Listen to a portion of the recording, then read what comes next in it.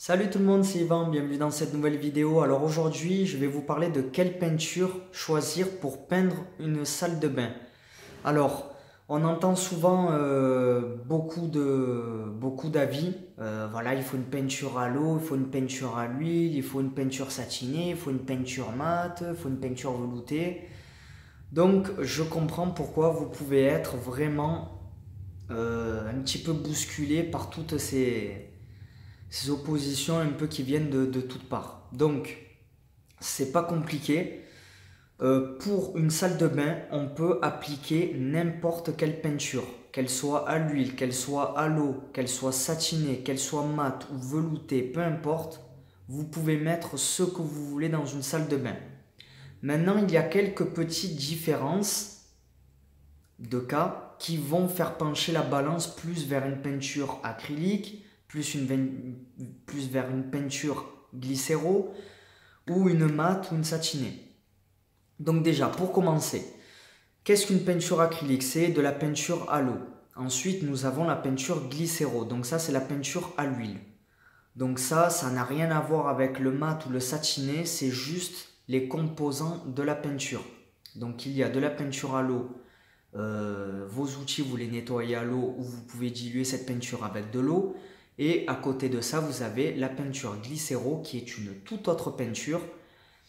Et elle est à base de solvant et on la dilue soit avec du white spirit, même c'est avec du white spirit par défaut de toutes les manières. Et le nettoyage des outils se fait également avec du white spirit. Donc ce sont toutes les deux peintures complètement différentes. Maintenant on va passer au mat, satiné, tout ça. Donc ça, qu'est-ce que c'est? C'est ce qu'on appelle l'aspect d'une peinture. Donc mat, satiné, velouté, brillant, tout ça c'est des aspects de peinture que l'on peut retrouver soit dans la peinture à l'eau, donc acrylique, et on peut retrouver également dans de la peinture glycéro, donc à l'huile. Donc voilà, on peut très bien avoir donc des peintures mat acryliques ou des peintures mat glycéro et ainsi de suite. Voilà, je ne vais pas tous vous les énumérer, on n'est pas là pour parler vraiment de tout ça. Donc là vraiment je suis là pour vous conseiller quelle peinture choisir. Donc vous allez par exemple choisir de la peinture acrylique mat si les plafonds et murs de votre salle de bain ne sont pas accessibles avec vos mains. Donc c'est-à-dire si vraiment tout est en hauteur, c'est-à-dire que si vos murs sont carrelés par exemple jusqu'à 2 mètres de hauteur, que votre plafond est à 2,50 m, vous pouvez très bien peindre votre mur vos murs et votre plafond en mat acrylique. Voilà. Ensuite, si vos murs peuvent être salis par des éclaboussures ou autres, là par contre, je vous conseillerais plutôt d'utiliser un aspect satiné, puisque au moins cet aspect-là est lessivable. Donc pour ça, vous pouvez très bien appliquer de la peinture acrylique comme de la peinture glycéro. Mais voilà, juste prenez-la satinée.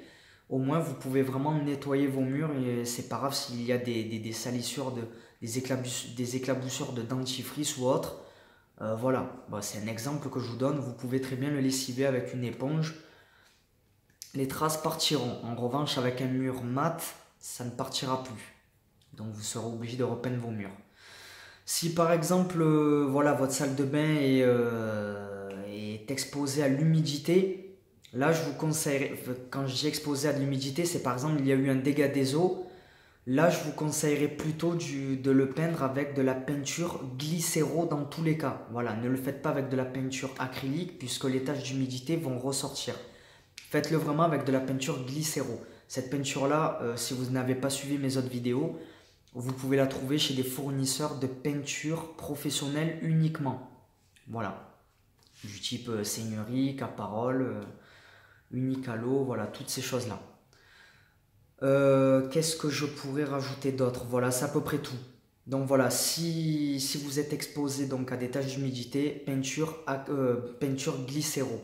Après, dans la peinture glycéro, voilà, comme je vous l'ai dit plus tôt, vous pouvez avoir un aspect mat, satiné, brillant. Voilà, après, vous faites l'aspect que vous voulez, les teintes que vous voulez. Mais voilà.